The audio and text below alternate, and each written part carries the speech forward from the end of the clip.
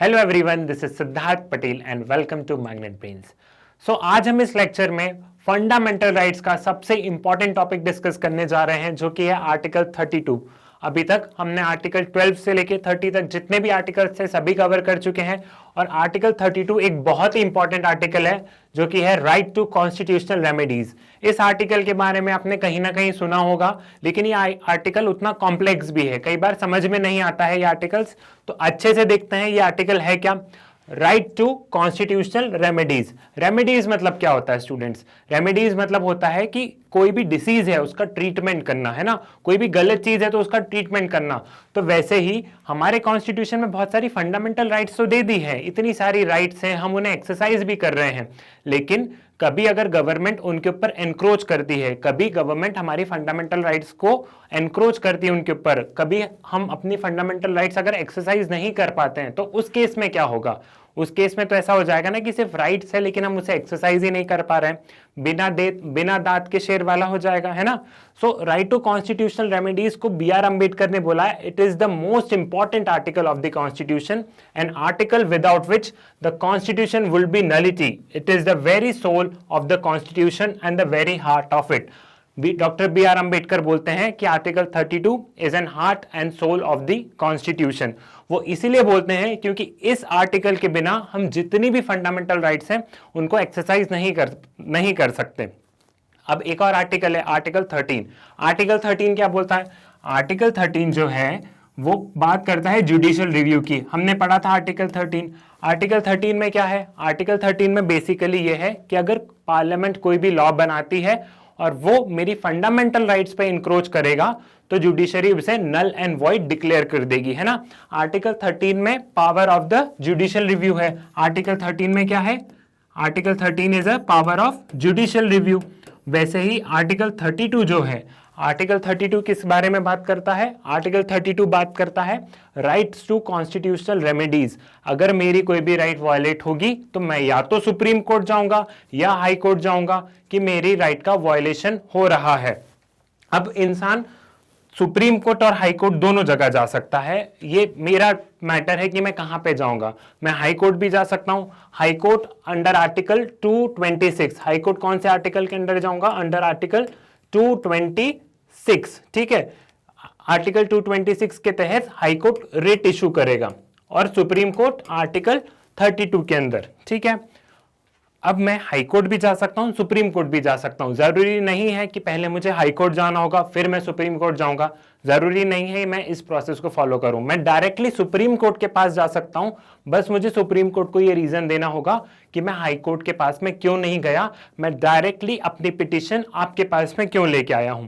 I hope आपको article 32 clear होगा। Article 13 और आर्टिकल 32 बहुत ज्यादा इंपॉर्टेंट है, जिसमें आर्टिकल 32 उनसे भी सबसे ज्यादा इंपॉर्टेंट है जितने भी आर्टिकल्स हैं, क्योंकि जितने भी आर्टिकल्स है, freedom of speech and expression, right to equality, prohibition of discrimination on the grounds of sex, religion, caste, जितने भी आर्टिकल्स हैं, उन सारे आर्टिकल्स की वैलिडिटी, उन सारे आर्टिकल्स पे हमारी कोई राइट वायलेट तो नहीं हो रही है, वो सब आर्टिकल 32 से है, क्योंकि हम आर्टिकल 32 के तहत सुप्रीम कोर्ट जा सकते हैं अगर हमारी राइट वायलेट होती है तो, ठीक है।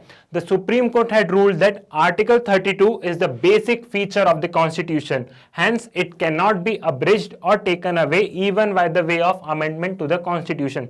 आर्टिकल 32 जो है वो basic feature of the constitution है, इसे पार्लियामेंट बाय अमेंडमेंट भी इस आर्टिकल को चेंज नहीं कर सकती। मतलब पार्लियामेंट ऐसा कोई लॉ नहीं बना सकती कि जिससे मैं सुप्रीम कोर्ट नहीं जा सकता हूं अपनी राइट्स को वायलेट हो रही है तो, ठीक है। The Supreme Court has ruled that article 32 is a basic feature of the constitution, hence it can not be abridged और taken away even by the way of amendment to the constitution. ये एक basic feature of the constitution है और article 32 के अंदर parliament कोई भी amendment नहीं लेके आ सकती, ठीक। अब 5 तरह की रिट्स है, सर्टियोररी, मैंडेमस, क्यो वारंटो, हबीस कॉर्पस और प्रोहिबिशन। हमें इन पांचों रिट्स को पढ़ना है। ये 5 राइट्स हैं, 5 रिट्स है under article rights to constitutional remedies. ये 5 ट्रीटमेंट है, एक तरीके से देखें तो ये 5 ट्रीटमेंट है। अगर हमारी कोई भी राइट वायलेट होती है तो हम इनके तहत सुप्रीम कोर्ट रिट इशू कर सकती है कि उस इंसान की राइट वायलेट हो रही है। ठीक है। सो हम एक एक करके इन सभी रिट्स को समझते हैं। सबसे पहले हम हबीस कॉर्पस से स्टार्ट करेंगे। हबीस कॉर्पस क्या है?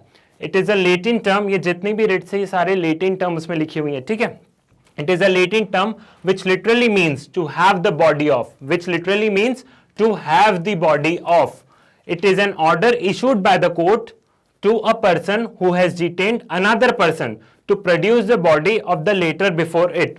अब हमने आर्टिकल 22 कौन सा था?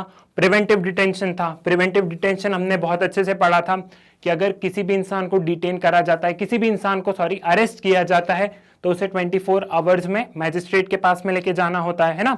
सो इसमें यह दिया गया है कि अगर इलीगल डिटेंशन होता है, मान लो मेरा इलीगल डिटेंशन हुआ, मुझे पुलिस जबरदस्ती जेल में डाल दिया उन्होंने, तो मेरे कोई भी रिलेटिव्स वगैरह सुप्रीम कोर्ट में पिटीशन फाइल कर सकते हैं, सुप्रीम कोर्ट में रिट फाइल कर सकते हैं, ठीक है, कि हमारे भाई का या जो भी है, हमारे भाई का इलीगल डिटेंशन हुआ है या उसका XYZ का इलीगल डिटेंशन हुआ है, तो फिर सुप्रीम कोर्ट रिट इशू करेगा कि मुझे, यानी कि सिद्धार्थ को आप हमारे सामने लेके आइए। तो supreme court it is an order issued by the court to a person who has detained another person to produce the body of thereof. To produce the body of thereof मतलब आप मुझे कोर्ट में लेके जाइए, ठीक है, clear है। Article हबीस corpus basically article 22 और आर्टिकल 21 से रिलेटेड जितनी भी राइट्स का वायलेशन होता है उनसे डील करता है। हबीस कॉर्पस आर्टिकल 22 और आर्टिकल 21 से रिलेटेड राइट्स का वायलेशन होता है, फंडामेंटल राइट्स का वायलेशन होता है, तो फिर हम हबीस कॉर्पस को यूज कर सकते हैं। और सबसे ज्यादा इसी रिट को यूज किया जाता है, हबीस कॉर्पस को, ठीक है। The court then examine the cause and legality of detention. It will set the detained person free if the detention is found to be illegal. फिर कोर्ट चेक करेगा कि जो आपने जिस पर्सन को डिटेन किया है, क्या उसका ग्राउंड लीगल बेसिस पे था, क्या उस पर्सन को डिटेन करने की सच में जरूरत थी, क्या आप 24 आवर्स के अंदर अंदर आप उसे मैजिस्ट्रेट के पास में लेके गए या नहीं लेके गए। और अगर कोर्ट देखती है कि इलीगल डिटेंशन हुआ है, तो फिर वो कोर्ट उस पर्सन को रिहा कर देगी। कोर्ट बोल देगी कि इस पर्सन को जल्दी से आप रिहा कीजिए, जेल में से निकालिए। हबीस कॉर्पस बहुत सिंपल है, प्रिवेंटिव डिटेंशन और right to life and personal liberty से डील करता है इस वाली रिट में, ठीक है। Right to life and personal liberty से इसलिए क्योंकि मैं अपनी लाइफ अच्छे से, राइट टू लाइफ मैंने आपको बताया था ना, एक बहुत ब्रॉड आर्टिकल है। क्या मैं जेल में एक अपनी अच्छी से लाइफ जी पाऊंगा? क्या मैं एक डिग्निफाइड लाइफ जी पा रहा हूं? मुझे तो इलीगली पुलिस ने डिटेन किया है, ठीक है। तो इसलिए ये आर्टिकल 21 और आर्टिकल 22 से डील करता है। क्विक रिवीजन देखते हैं। It is a Latin term which literally means to have the body of, to have the body of, आप पर्सन को लेके आइए हमारे सामने। It is an order issued by court to a person who has detained another person to produce the body of the latter before it, ठीक है। सो I hope आपको ये क्लियर होगा। The writ is a bulwark of individual liberty against the arbitrary detention. The writ of habeas corpus can be issued against both public authorities as well as private individuals. अब private individuals से कैसे? कोई मुझे illegally बंदी बना के भी तो रख सकता है ना। हमने आर्टिकल 23 में क्या देखा था? ह्यूमन ट्रैफिकिंग वाला था। कोई मुझे इलीगली बंदी बना के भी तो रख सकता है। तो अगर मेरे बिहाफ पे किसी ने रिट फाइल की, किसी कॉर्पोरेशन या कोई अथॉरिटी ने, कोई प्राइवेट इंडिविजुअल्स ने अगर मुझे इलीगली डिटेन किया है, इलीगली उनके कब्जे में रखा है, तो भी सुप्रीम कोर्ट ये रिट इशू कर सकती है, ठीक है। The writ is a bulwark of individual liberty. अब ये आर्टिकल 21 से कैसे डील करता है, एक पॉइंट तो मैं आपको बता चुका हूं, लेकिन दूसरा पॉइंट ये है कि अगर मुझे कोई इलीगली डिटेन करता है तो ये मेरी लिबर्टी पे खतरा है ना। मैं अपनी लिबर्टी एंजॉय नहीं कर पा रहा हूं, मैं फ्री नहीं हूं। इसलिए ये आर्टिकल 21 और आर्टिकल 22 से डील करता है। इस चीज को हमें ध्यान रखना है क्योंकि पीटी में ऐसे क्वेश्चंस पूछे जाते हैं। अब देखते हैं इसके कुछ रेस्ट्रिक्शंस भी है, कुछ लिमिटेशंस भी है। The writ on the other hand is not issued where the detention is lawful. अगर डिटेंशन लॉफुल है तो फिर रिट इशू नहीं होगी ना। अगर मैंने वाकई में कोई क्राइम किया है, अगर वाकई में मुझे प्रिवेंटिव डिटेंशन के तहत रखना जरूरी था, तो फिर सुप्रीम कोर्ट क्यों रिट इशू करेगा? The proceeding is for the contempt of legislature और कंटेम्प्ट ऑफ द कोर्ट।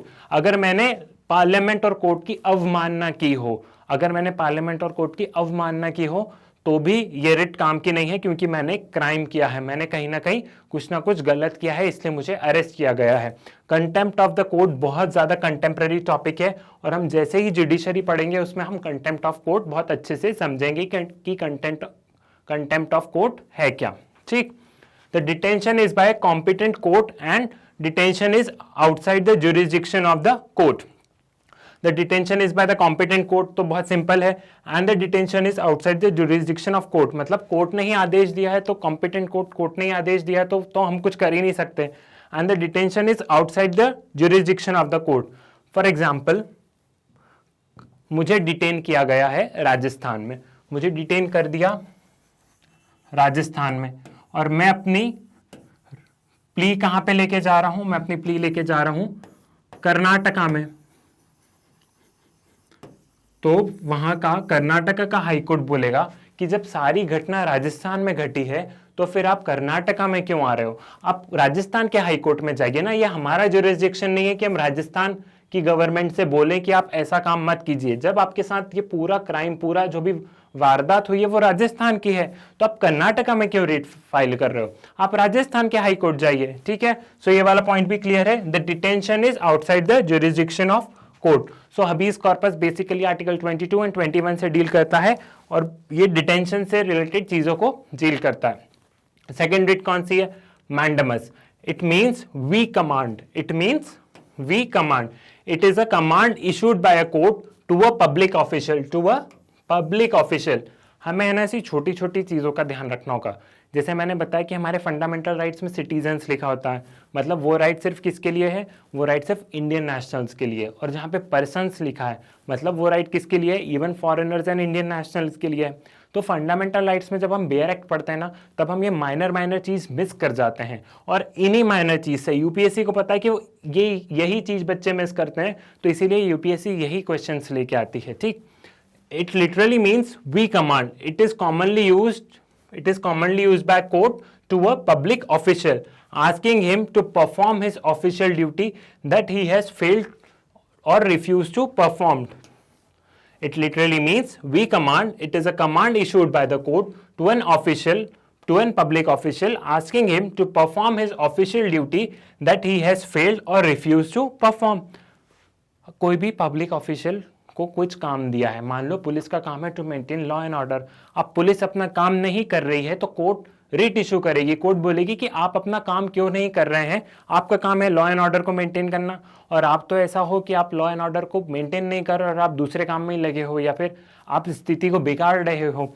वही सेम ऐसे कलेक्टरेट के अगेंस्ट भी इशू हो सकती है, डीएम के अगेंस्ट भी यूज हो सकती है, आईएएस के अगेंस्ट भी यूज हो सकती है। ठीक है, जो डिस्ट्रिक्ट कलेक्टर होता है उसके अगेंस्ट यूज हो सकती है ना, कि आपका काम है कि आप ये स्कीम को इंप्लीमेंट करें, आप डेवलपमेंट का ये वाला काम करें, लेकिन आप अपना काम अच्छे से नहीं कर रहे हैं, आप ये स्कीम रूरल लेवल तक लेके ही नहीं जा रहे हैं। आपको ये डायरेक्शन मिला था कि आप अपनी डिस्ट्रिक्ट में इस स्कीम को इंप्लीमेंट करेंगे, लेकिन आप अपना काम नहीं कर रहे हैं, तो उस केस में क्या होगा, उस केस में mandamus writ Supreme Court issue करेगा या high court.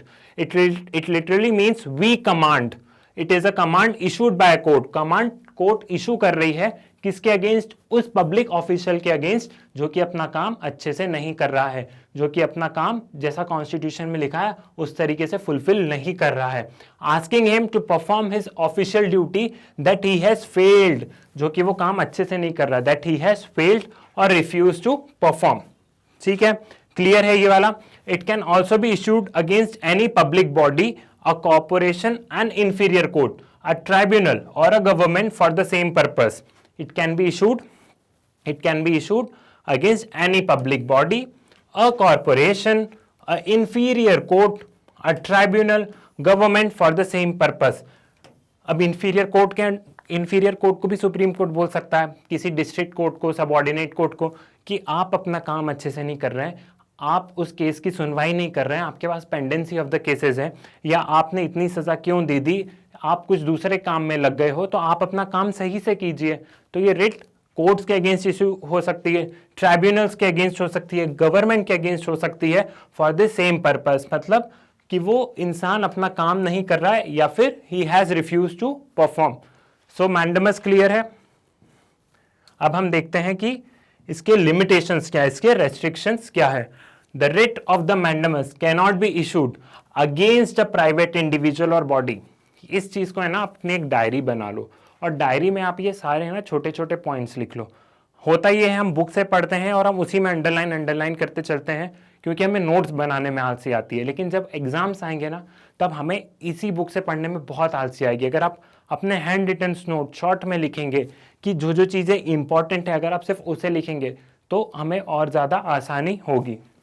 The writ of mandamus can not be issued against a private individual और बॉडी। ये सिर्फ गवर्नमेंट के अगेंस्ट होता है, गवर्नमेंट के उस पर होता है। हमने देख लिया, it can be issued against any public body, a corporation, a inferior court, a tribunal और a government for the same purpose.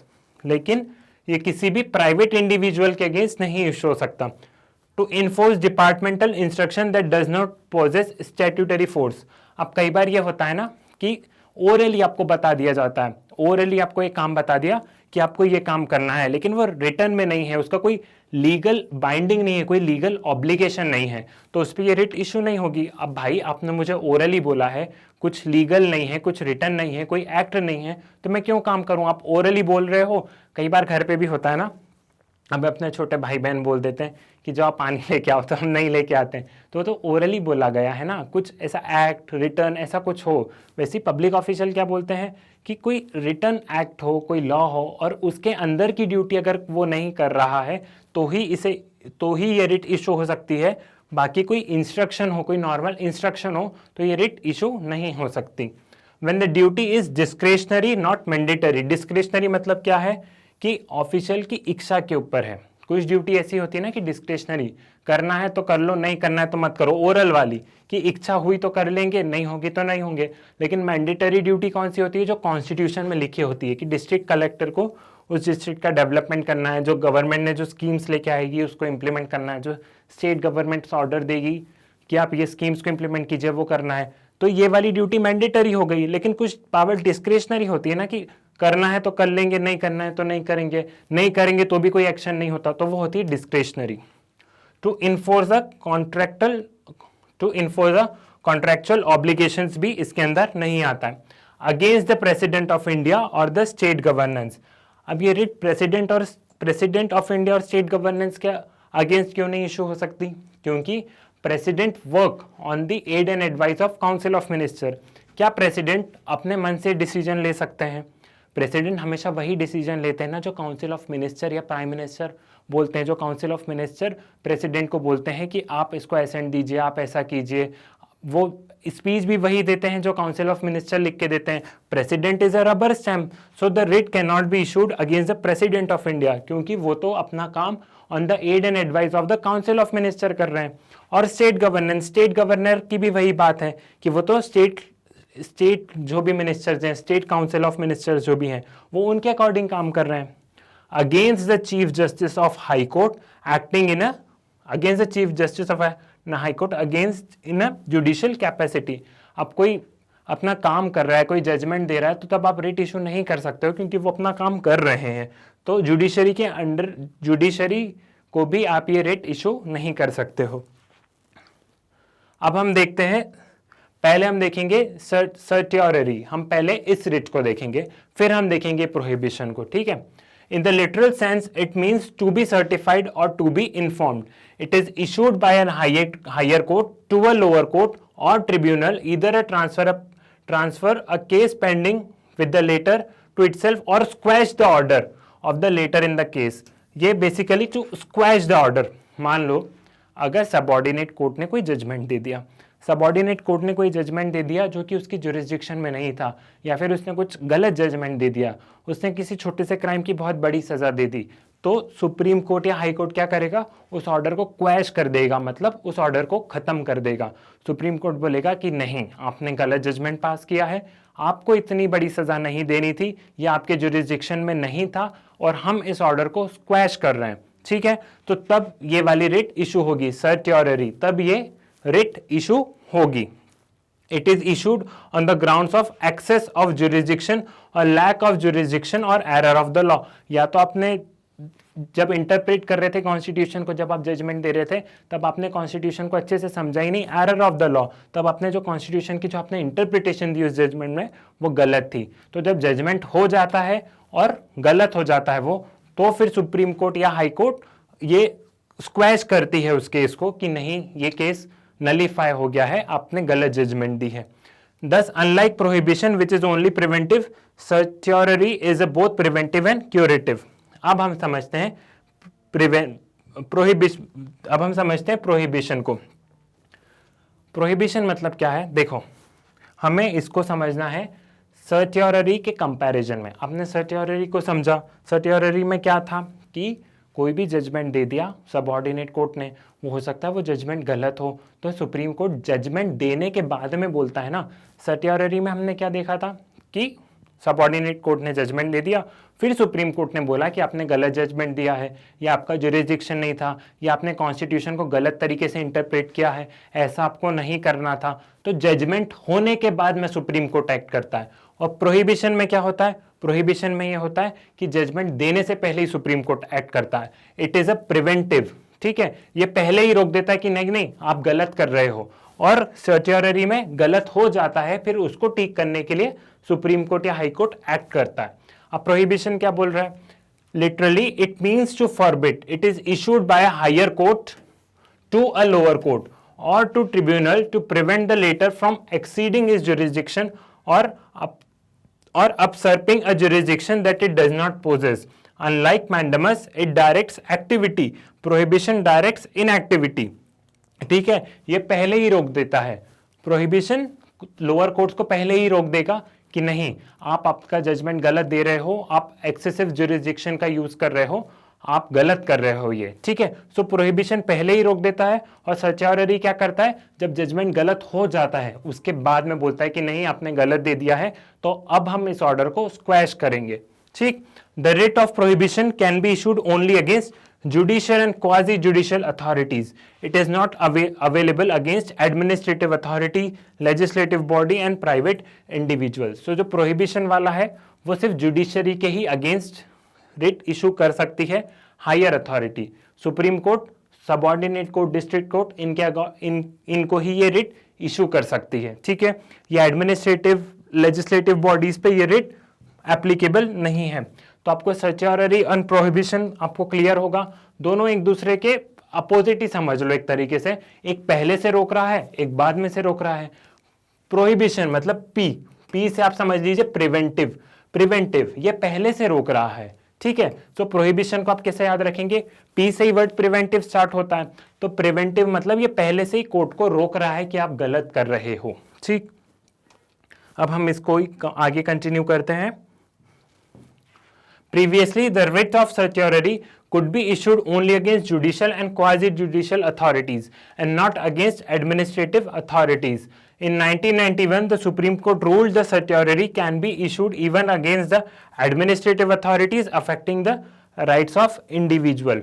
ये एडमिनिस्ट्रेटिव अथॉरिटीज के अगेंस्ट भी यूज हो सकता है। जैसे एडमिनिस्ट्रेटिव फंक्शंस में कौन आता है? डिस्ट्रिक्ट कलेक्टर आता है कि आप आपके जुरिसडिक्शन से ज्यादा काम कर गए हो, या आपने कोई गलत डिसीजन ले लिया उस डिस्ट्रिक्ट के लोगों के खिलाफ, ठीक है।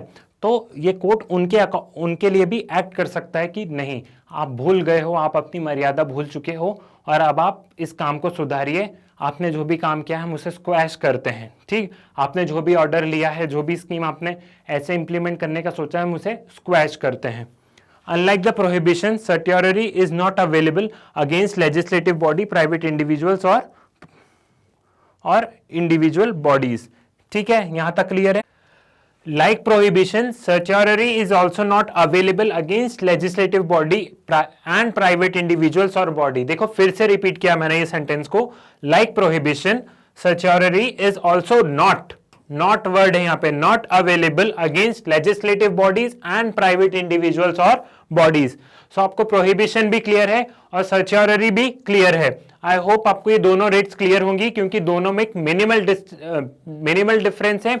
एक में पहले ही जुडिशरी रोक रही है और एक में चीजें हो जाने के बाद में जुडिशरी रोक रही है। प्रोहिबिशन मतलब पी से क्या है, प्रिवेंटिव है, तो हम उसको वहीं से ध्यान रखेंगे। और सी से क्या है, क्यूरेटिव, मतलब आपने गलती कर दी है अब आप रोक रहे हो। क्यूरेटिव मतलब गलती हो जाने के बाद हम क्योर करते हैं ना, जब डिसीज हो जाता है उसके बाद में उसे क्योर किया जाता है। तो सर्च्योररी को हम कैसे याद रखेंगे, क्योर से, ठीक है। और प्रोहिबिशन को हम कैसे याद रखेंगे, प्रिवेंशन से। सो ये दोनों वर्ड्स आपको क्लियर हो जाएगा। सी एंड पी, इन दोनों वर्ड्स का आप दोनों वर्ड्स को ध्यान रखिए। अब हमारी लास्ट रेट्स बची थी क्यो warranto. In literal sense, it means by what authority or warrant. By what authority or warrant. It is issued by a court to inquire into the legality of the claim of a person to a public office. It prevents illegal usurpation of public office by a person. The writ can be issued only in the case of substantive public office of the permanent character created by a statute or by a constitution. Basically ये writ बहुत simple है। इस writ में जो इंसान public office acquire करता है तो ये रिट तब इशू करी जाती है कि आप उस पब्लिक ऑफिस पे कैसे पहुंचे। जैसे कई बार हमें डाउट होता है ना कि क्वेश्चन पेपर लीक हो गया सर, क्वेश्चन पेपर ही लीक हो गया, वो पता नहीं रुपए दे के बन गए होंगे या कुछ भी हो गया होगा, तब वहां पे क्यो वारंटो इशू किया जाता है। In literal sense it means by what authority of warrant it is issued by a court to inquire into the legality of the claim of a person to a public office, कि आप उस office तक कैसे पहुंचे हो। कितने सारे घोटाले होते हैं ना, जब जॉब्स की बात आती है, जब गवर्नमेंट जॉब्स की बात आती है, तो कई बार वहां पे कितने सारे घोटाले होते हैं। यूपीएससी तो बहुत बड़ा है, उसमें कोई घोटाला नहीं होता है, यूपीएससी तो एक अलग ही स्टैंडर्ड है। लेकिन जब हम ग्रुप डी या ग्रुप सी वाले एग्जाम्स देखते हैं तो हम वहां पे फेवरेटिज्म वाला कॉन्सेप्ट देखते हैं ना। आप लोग न्यूज़पेपर में पढ़ते होंगे कि सरकार ने अपने आदमी लगा दिए, तब वहां पे क्यों वारंट इशू किया जा सकता है किसी से पूछने की आप उस पब्लिक ऑफिस में कैसे पहुंचे हो, आपके पास क्या क्लेम है, आप तो मेरिट लिस्ट में भी नहीं आए थे, आपके कोई रैंक भी नहीं है, फिर भी आप वहां पे पहुंच गए हो, ठीक है। The writ can be issued only in the case of substantive public office of a permanent character, of a permanent character created by statute और बाय द कॉन्स्टिट्यूशन। कोई कॉन्ट्रैक्चुअल ड्यूटी पे नहीं होगा। कई बार गवर्नमेंट क्या करती है, कॉन्ट्रैक्ट बेसिस पे भी हायर करती है ना कि आप 2 साल के लिए बस आप हमारे अंडर काम कीजिए, तो कॉन्ट्रैक्ट बेसिस पे नहीं होगा। ये रेट सिर्फ और सिर्फ परमानेंट कैरेक्टर, परमानेंट जो ऑफिस है या तो वो एक लॉ के थ्रू बनाया गया है या फिर बाय द कॉन्स्टिट्यूशन से उसकी पोस्ट डिराइव हुई है। It cannot be issued in cases of ministerial office or private office. It cannot be issued in the cases of ministerial office or private office. Unlike the other 4 writs, this can be brought by any interested person and not necessarily by the aggrieved person. इस writ को कोई भी लेके आ सकता है, जरूरी नहीं है कि जिसकी वैकेंसी गई है वही लेके आएगा। कोई भी लेके आ सकता है कि इतनी इतनी वैकेंसी फुल होनी थी, एक कोई जॉब आई रेलवे में, फॉर एग्जाम्पल रेलवे में एक जॉब आई, रेलवे में एक जॉब आई है जिसमें कि गवर्नमेंट को वैकेंसीज फिल करनी थी, 100 वैकेंसीज फिल करनी थी, ठीक है। और ये परमानेंट जॉब है, ये रेलवे वाली एकदम परमानेंट जॉब आई थी जिसमें गवर्नमेंट को 100 वैकेंसीज फिल करनी थी। तो गवर्नमेंट ने क्या किया, इसमें 50 लोग अपने लगा दिए, अपने जो रुपए वुपे दे के, जिसने मुनाफा सरकार को दे दिया, इंटरव्यू बोर्ड को दे दिया कि हमारे लिए रुपए रख लो और हमको नौकरी दिलवा दो, तो 50 लोगों को उनको ले लिया और 50 लोगों को मेरिट बेसिस पे ले लिया। लेकिन अब हमको क्या लग रहा है कि सारे जितने भी कैंडिडेट थे सब मेरिट बेस पे आए। अब लेकिन किसी को डाउट हुआ कि नहीं, इनका तो मेरिट लिस्ट में नाम भी नहीं था, इन्होंने तो एग्जाम भी नहीं दिया, फॉर्म भी नहीं भरा, फिर भी इनको नौकरी कैसे मिली। तो फिर मैंने सुप्रीम कोर्ट में केस फाइल कर दिया। सुप्रीम कोर्ट ने कौन सी रिट इशू की, क्यो वारंटो। सुप्रीम कोर्ट ने क्यो वारंटो रिट इशू कर दी, ठीक है। और फिर सुप्रीम कोर्ट पूछेगी कि आपकी लीगैलिटी क्या है, आप इस ऑफिस तक कैसे आए हो, ठीक है। ये सिर्फ permanent office, permanent character of the office के लिए है, जो कि या तो किसी लॉ के थ्रू बनाए गए हैं या फिर कॉन्स्टिट्यूशन से डिराइव्ड है। जो कॉन्ट्रैक्चुअल होते हैं उनके लिए नहीं है। और it can not be issued in any case of ministerial office और प्राइवेट ऑफिस। प्राइवेट ऑफिस में तो हो ही नहीं सकता, और मिनिस्ट्रियल ऑफिस में भी जो सेक्रेटेरिएट या फिर जो मिनिस्टर्स, उन पे भी नहीं यूज हो सकती है ये रिट, ठीक। अब आई होप आपको आर्टिकल 32 समझ में आ गया होगा। आर्टिकल 32 बहुत ज़्यादा इंपॉर्टेंट है और हमें इन सारे आर्टिकल्स को पढ़ने की बहुत ज़्यादा ज़रूरत है।